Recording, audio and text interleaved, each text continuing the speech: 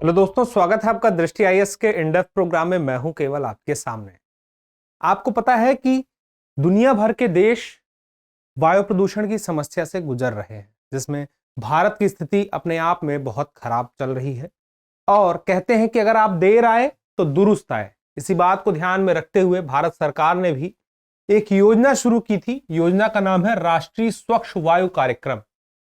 अब यह जो कार्यक्रम है, इस कार्यक्रम के बारे में मुख्य बात यही है कि यह जो हमारे देश की हवा है उसे स्वच्छ करने के लिए चलाया गया, लेकिन मुख्य रूप से देश के शहरों की बात यहां पर हो रही है इस कार्यक्रम के तहत।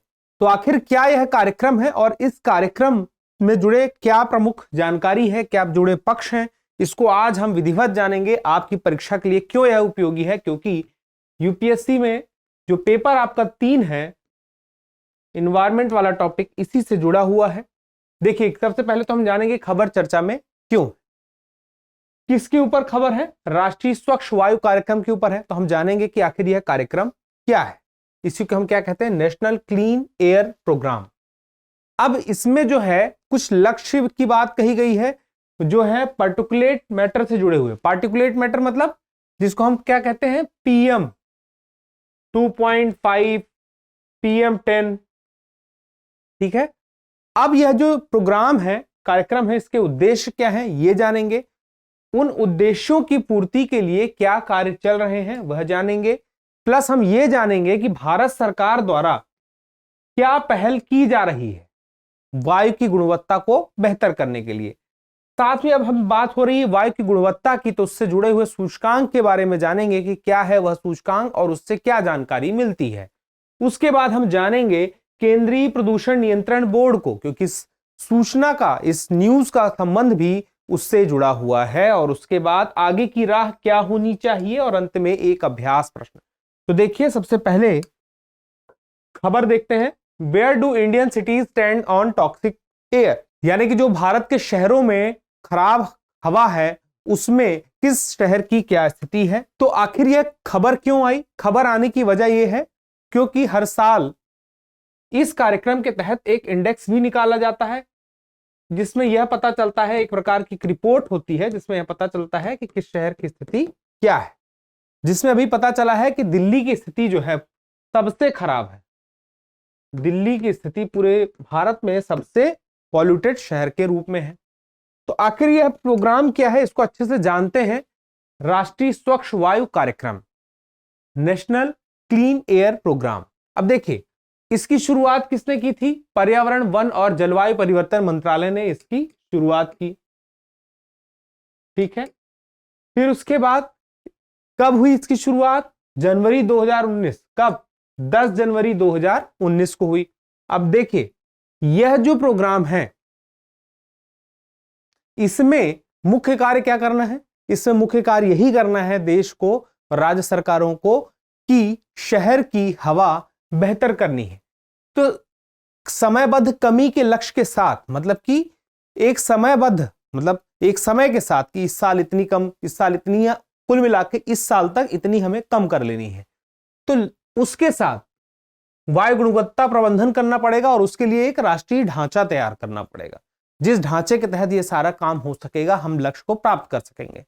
और जो लक्ष्य होगा बहुत ज्यादा भी नहीं होगा, इस बात का भी इसमें ध्यान रखा गया, जिसमें यह कहा गया कि 2024 तक जो PM 10 है, पार्टिकुलेट मैटर 10 और पार्टिकुलेट मैटर 2.5, इसको 20 से 30% तक कम करने का लक्ष्य रखा गया था 2019 में जब यह प्रोग्राम शुरू हुआ।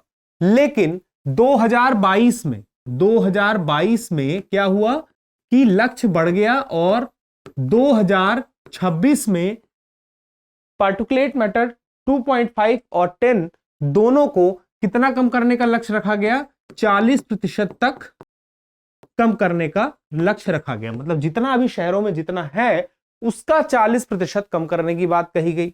अच्छी बात है। कितने इसमें शहर शामिल किए गए? तो शामिल किए गए शहरों की संख्या वेबसाइट में देखेंगे, आधिकारिक वेबसाइट में, तो 131 आपको मिल जाएगी, कहीं पे 132 भी है। अब देखिए, इसके लिए पहचान कौन कर रहा है शहरों की? तो केंद्रीय प्रदूषण नियंत्रण बोर्ड द्वारा ये शहर शामिल किए गए हैं, जिसे गैर प्राप्ति वाले शहर भी कहा जाता है। तो इसको हम विस्तार से आगे जानेंगे कि आखिर गैर प्राप्ति वाला शहर क्या है। सबसे पहले पार्टिकुलेट मैटर की बात कर लेते हैं कि पार्टिकुलेट मैटर क्या होता है। तो देखिए, पार्टिकुलेट मैटर PM 2.5 PM 10 के नाम से जानते हैं। इनकी जो साइज होती है कितनी होती है, बहुत कम, 2.5 माइक्रोन, 10 माइक्रोन, इसी क्या बोलेंगे, माइक्रोमीटर बोलेंगे। अब यह जो है हमारा जो ह्यूमन हेयर है, ह्यूमन हेयर का जो थिकनेस है वह भी डायमीटर कितना 50 से 70 माइक्रोन तक रहता है। आप सोचिए 50 से 70 माइक्रोन है और कहां पे 2.5 और 10 है, यानी कि बाल की थिकनेस से भी बहुत कम है, डायमीटर से भी बहुत कम है, रेत के डायमीटर से भी बहुत कम है। तो आप अंदाजा लगा सकते हैं कि वह आपको सामान्य आंखों से इस तरह से देखा भी नहीं जा सकेगा। अब यही बात आती है कि यह जो होते हैं मुख्य रूप से कहां पे आपको देखने को मिलेंगे, तो यह आपको मिलेंगे जहां पे कहीं कंस्ट्रक्शन का काम चल रहा, सड़क का काम चल रहा, कहीं निर्माण का कार्य चल रहा, कहीं पे धुएं का ढेर है, खेत है, खेतों में पराली जलाई जाती है, वहां पे जो शहरों में प्रदूषण उत्सर्जन हो रहा वहां पे। उसके अलावा अब बात आती है कि ये क्यों इसे कम करने की बात कही जा रही है, क्योंकि ये जो PM 2.5 और PM 10 है ये बहुत ज्यादा ही हमारे फेफड़े के लिए नुकसानदायक है। फेफड़े की समस्या आती है, श्वसन संबंधी समस्या आती है, यहां तक कि आंखों में भी समस्या इसकी वजह से आती है। अब बात आती है वही गैर प्राप्ति वाले शहर, जिन शहरों को इसमें रखा गया है, चुना गया है। तो देखिए इंग्लिश में कहा गया है नॉन अटेनमेंट सिटीज। ये वे शहर हैं जो 5 वर्षों से अधिक समय से राष्ट्रीय परिवेशी वायु गुणवत्ता मानकों यानी कि NAAQS को पूरा करने में विफल रहे हैं। 5 वर्ष से इन मानकों को पूरा करने में विफल रहे हैं, इस वजह से इन्हें चुना गया है, इनकी हालत सुधारनी है।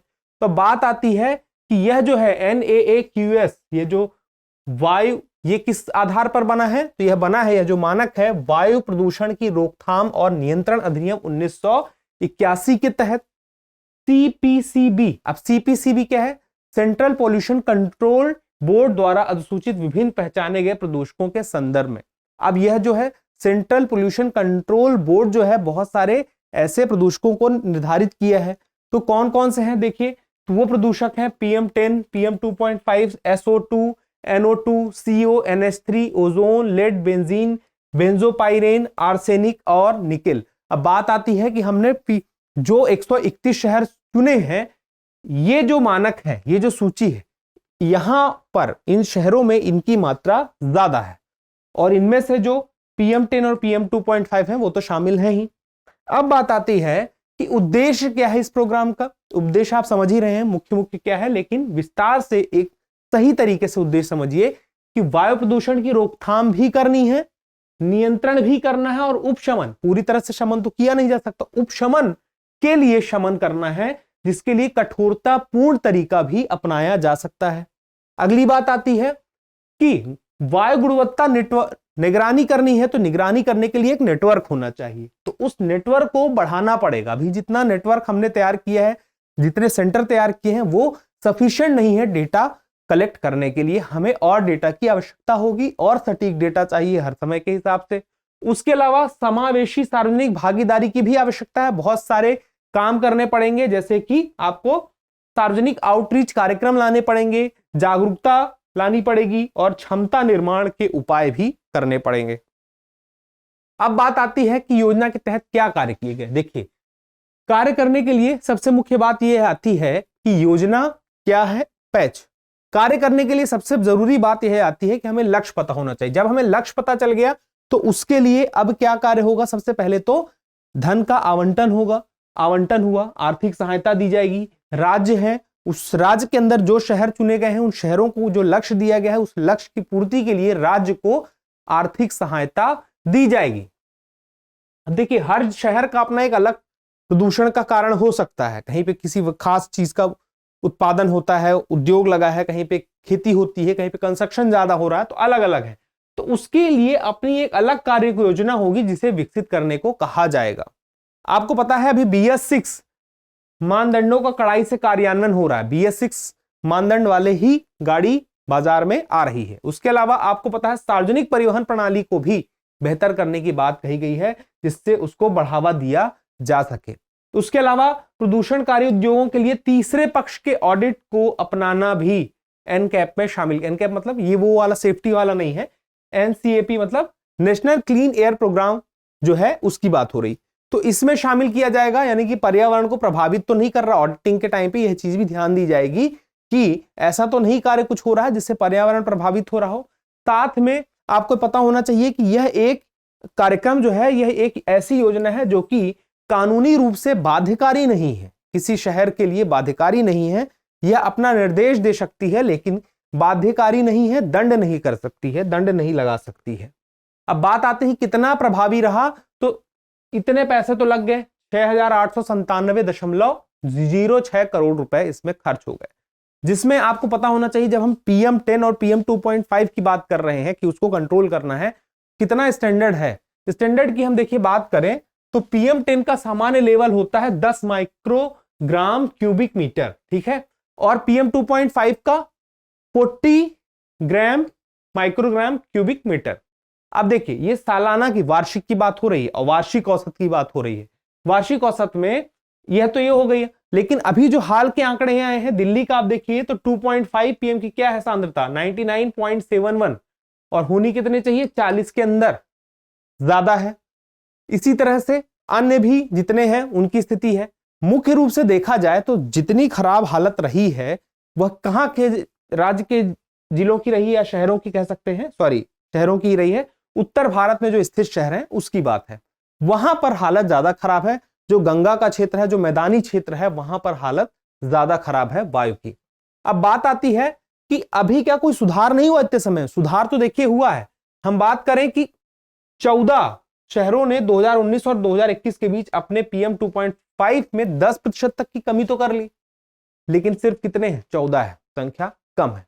उसके अलावा दिल्ली की ही बात कर लें तो यहां पर हमें दिख तो रहा है कि PM 2.5 की स्थिति ज्यादा है, लेकिन हम 2019 की तुलना में देखें तो 7% की कमी आई है। देखिए हमें कहां तक पहुंचना है, 40% तक पहुंचना है, और यहां पे आपको क्या दिख रहा है, उदाहरण के लिए सिर्फ 2.5 हम ले रहे हैं तो 7% की कमी, मतलब कमी तो आई है लेकिन अभी भी उतनी कमी नहीं आई है जितनी कमी आनी चाहिए थी।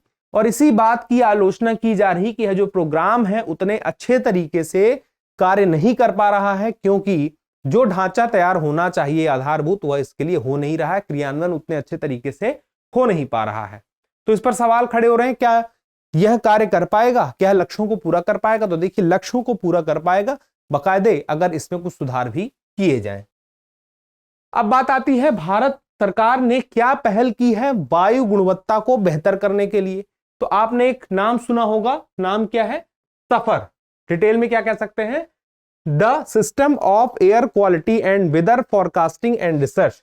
महानगरों में वायु की गुणवत्ता के आंकड़े जुटाने के लिए और उन्हें प्रदर्शित करने के लिए यह बना, प्रणाली बनी। उसी प्रकार से एक और बना पोर्टल, प्राण पोर्टल। अब यह प्राण पोर्टल क्या है, पूरा नाम देख लीजिए, portal for regulation of air pollution in non attainment cities. वही 131 जो शहर हैं उनकी बात हो रही है कि वहां से जुड़े हुए जो वायु गुणवत्ता के जो आंकड़े हैं सार्वजनिक रूप में इस पोर्टल में मौजूद रहेंगे। जो कार्यक्रम, जो कार्य किए जा रहे हैं, इसमें देखिए लोगों की भागीदारी, सरकार का सहयोग, विभिन्न मंत्रालयों के बीच में सहयोग, विभिन्न विभागों के बीच में सहयोग करके वायु गुणवत्ता को बढ़ाया जाता है। तो किस प्रकार से क्या क्या प्रक्रियाएं हो रही हैं, उन सारी प्रक्रियाओं की पूरी जानकारी पारदर्शिता के साथ प्राण पोर्टल पर उपलब्ध है। अब बात आती है वायु गुणवत्ता सूचकांक की। आपको पता है कि वायु गुणवत्ता सूचकांक भी हमेशा एक्टिव रहता है। आपने देखा होगा समाचारों में, खबरों में, AQI index, air quality index, अभी इस जगह का इतना है, इतना हुआ तो हालत सही नहीं है, इतना हुआ तो हालत सही है वायु की। तो उसको हम जानेंगे अभी आगे विस्तार से, वायु गुणवत्ता सूचकांक में क्या क्या चीजें होती हैं और उसको हम किस तरह से पता चलता है कि किसी शहर की स्थिति कितनी खराब है, कितनी सही है। ग्रेडेड रिस्पॉन्स एक्शन प्लान कुछ समय पहले ही तैयार किया गया था कि AQI के मुताबिक, यानी कि वायु गुणवत्ता सूचकांक के मुताबिक वो जो इंडेक्स रहेगा उसमें क्या स्थिति है उस खास जगह की। जैसे दिल्ली की बात करें, AQI बहुत ज्यादा है, किस स्तर पर है, उस स्तर के हिसाब से कुछ ग्रेडेड रिस्पॉन्स एक्शन प्लान, कुछ ग्रेड तैयार किए गए थे कि इस ग्रेड के एक्शन लिए जाएंगे, जैसे कि बहुत ज्यादा पॉल्यूशन हो गया तो कंस्ट्रक्शन काम रुक जाएगा, उत्पादन का काम रुक जाएगा, उससे भी ज्यादा होगा जरूरत पड़ेगी तो ऑड इवन भी आएगा, ऐसे कर करके बहुत सारी चीजें इसमें लाई गई थी। उसके अलावा आपको पता ही है BS6 उत्सर्जन मानदंड का भी अभी पालन किया जा रहा है। उसके अलावा इलेक्ट्रिक व्हीकल पर भी सरकार द्वारा जोर दिया जा रहा है, उसकी खरीदी पर सब्सिडी भी दी जा रही है। ऑड इवन की बात तो मैंने बताई ही कि पॉल्यूशन बढ़ने पर ऑड इवन वाली स्कीम जैसे दिल्ली सरकार ने शुरू की थी, जरूरत पड़ने पर शायद आगे हो भी सकती है, डिपेंड करता है कि और जितने भी तरीके हैं उन तरीकों से हम कितना लक्ष्य प्राप्त कर पा रहे हैं, कितना नहीं कर पा रहे हैं और कितनी जरूरत है। पराली जलाने से आपको पता है कितना ही वायु प्रदूषण होता है, और उस पराली की वजह से स्मॉग वाली समस्या जो आती है उसे निपटने के लिए टर्बो हैप्पी सीडर मशीन पर किसानों को सब्सिडी दे रही है सरकार, जो कि पराली जलाने से बचाती है हैप्पी सीडर। ठीक है, अब बात आती है वायु गुणवत्ता सूचकांक, एयर क्वालिटी इंडेक्स, तो हम क्या कहते हैं AQI। अब AQI जो है इसमें PM 2.5 और PM 10 अमोनिया, सीसा, nitrogen oxide, sulphur dioxide, ozone तथा कार्बन मोनोऑक्साइड कुल मिलाकर कितने हो गए? 8 प्रदूषक ऐसे हैं। याद रखिएगा AQI में कितने हैं? 8 प्रदूषक हैं जिनके आधार पर AQI इंडेक्स बनता है किसी जगह का। अगर AQI इंडेक्स में वैल्यू 0 से 50 है तो उसे हम क्या कहेंगे? अच्छी स्थिति है, और इसके लिए खास रंग भी दिया गया है ग्रीन। 51 से 100 है मॉडरेट स्थिति है येलो। उसके अलावा फिर 101 से अगर ऊपर जाते हैं 150 अनहेल्दी है। सेंसिटिव फॉर ग्रुप्स है, जो कि प्रभावित लोग हैं, जो सेंसिटिव लोग हैं उनके लिए दिक्कत है, उसके लिए ऑरेंज है। 151 से 200 अनहेल्दी हो जाता है, स्वास्थ्य के लिए यहां से खतरा शुरू, रेड हो गया इस वजह से। 201 से 300 वेरी अनहेल्दी और ज्यादा, पर्पल कलर है। 301 से 500 मैरून। इस प्रकार से कलर के द्वारा, रंग के द्वारा AQI इंडेक्स को बांट के दिखाया गया है। आपके सामने अभी एक नाम आया था, केंद्रीय प्रदूषण नियंत्रण बोर्ड। एक तरह से देखा जाए वायु की गुणवत्ता को बेहतर करने के लिए भारत सरकार द्वारा सबसे शुरुआती कदम में से एक किया था इस बोर्ड की स्थापना, इसलिए इस बोर्ड के बारे में जानना जरूरी है। केंद्रीय प्रदूषण नियंत्रण बोर्ड को क्या बोलते हैं? सेंट्रल पॉल्यूशन, इसको क्या बोलेंगे? Central pollution control board, CPCB। यह एक क्या है? सांविधिक संगठन है। अब सांविधिक संगठन का मतलब क्या होता है कि विधायिका के द्वारा जो बनाया जाता है उसे कानून के द्वारा बनाते हैं, वह होता है सांविधिक। अब बात आती है किस अधिनियम के तहत बना है? तो जल प्रदूषण निवारण एवं नियंत्रण अधिनियम 1974 के तहत बना है। सितंबर 1974 में इसका गठन हुआ। इसका मतलब अब देखिए, इस बोर्ड को कुछ कार्य मिले, कुछ शक्तियां मिली, और वह किसके द्वारा मिली? वायु प्रदूषण निवारण एवं नियंत्रण अधिनियम 1981 के तहत। तो इसके कार्य और शक्तियां इस अधिनियम के तहत। अब बात आती है किस मंत्रालय के अंतर्गत है? तो याद रखिएगा पर्यावरण, वन और जलवायु परिवर्तन मंत्रालय, और उसी मंत्रालय के तहत राष्ट्रीय वायु सुरक्षा कार्यक्रम चलाया जा रहा है। अब इसके कार्य क्या है? तो आप कार्य मैंने शुरू में ही बता दिया था, मुख्य तो आपको पता ही चल गया है कि जल प्रदूषण निवारण, नियंत्रण तथा न्यूनीकरण, इसी प्रकार से जल वायु दोनों के लिए बहुत सारे उपाय करती है यह संगठन। अब बात आती है आगे की राह क्या हो? तो आगे की राह के लिए आपको एक ही खास बात याद रखनी है कि शहरी विशिष्ट कार्य योजना तो चलेगी ही, कि एक खास शहर के लिए लक्ष्य निर्धारित है कि इसे इतना कम करना है, इसके PM 2.5 को, PM 10 को, उसके लिए वो लक्ष्य बनाए जाएंगे। लेकिन बेहतर होगा कि एयर शेड दृष्टिकोण, इसको हम क्या बोलते हैं? एयर शेड मैनेजमेंट पर भी ध्यान दिया जाए। आखिर ये एयर शेड दृष्टिकोण क्या है? इसका पूरा मतलब हो गया, मान लीजिए कि जितने भी महाराष्ट्र में ऐसे शहर हैं जो इसके अंतर्गत आते हैं, 131 शहरों में से एक है। अब उन सारे शहरों के लिए एक साथ प्लान बनाया जाए, पूरे उस क्षेत्र के लिए, पूरे उस क्षेत्र को कंबाइन करके एक प्लान बनाया जाए कि अब एक साथ इनके लिए क्या किया जा सकता है। विभिन्न विभागों के सहयोग से, विभिन्न जिलों के आपस में कांटेक्ट से, एक दूसरे के साथ समन्वय स्थापित करके क्या खास बना सकते हैं। मान लीजिए कोई नदी कहीं से निकलती है, जिस प्रकार से एक जगह का प्रदूषण दूसरी जगह आता है, तो उसमें क्या स्थिति? जैसे आपको पराली वाले मामले में पता है कि कहां पराली जलती है और उसका असर कहां देखने को मिलता है? पश्चिम उत्तर प्रदेश में, दिल्ली में देखने को मिलता है, और पराली पता चल रहा है पंजाब में जल रही है। तो वो अगर आपस में मिलके कुछ प्लान बनाएंगे तो उसका एक अलग असर होगा। समझ रहे हैं बात को? वही बात कहना चाह रहा हूं। अब इसमें एक बात आती है कि निगरानी भी करनी पड़ेगी, आंकड़े भी जुटाने पड़ेंगे। इसलिए अभी तक में देखिए 2019 में यह कार्यक्रम आया, तब से अभी तक में 180 मानव संचालित वायु गुणवत्ता निगरानी केंद्र बन चुके हैं, मानव संचालित है ये। अब वायु गुणवत्ता निगरानी केंद्रों की संख्या कायदे से 2024 तक 1500 केंद्र करने हैं, ठीक है। अब 1500 केंद्र बनाने हैं और अभी तक में बने हैं 180, यानी कि सैकड़ों केंद्र हर साल बनाने पड़ेंगे, तब जाके हम इस लक्ष्य को प्राप्त करेंगे। और जब ये गुणवत्ता निगरानी केंद्र होंगे तभी हम प्रभावी तरीके से कार्य बना पाएंगे, समन्वय के साथ लक्ष्य हासिल कर पाएंगे। तो इसी बात को ध्यान में रखते हुए आज के टॉपिक को यहीं पे खत्म करते हैं और एक प्रश्न के साथ। राष्ट्रीय स्वच्छ वायु कार्यक्रम की शुरुआत किस वर्ष की गई? आपके ऑप्शन है 2014, 2019, 2022 और 2023। आप अपना उत्तर कमेंट बॉक्स में देना ना भूलिएगा। जल्द ही मिलते हैं अगले वीडियो में, तब तक के लिए स्वस्थ रहें, मस्त रहें और पढ़ते रहें। धन्यवाद।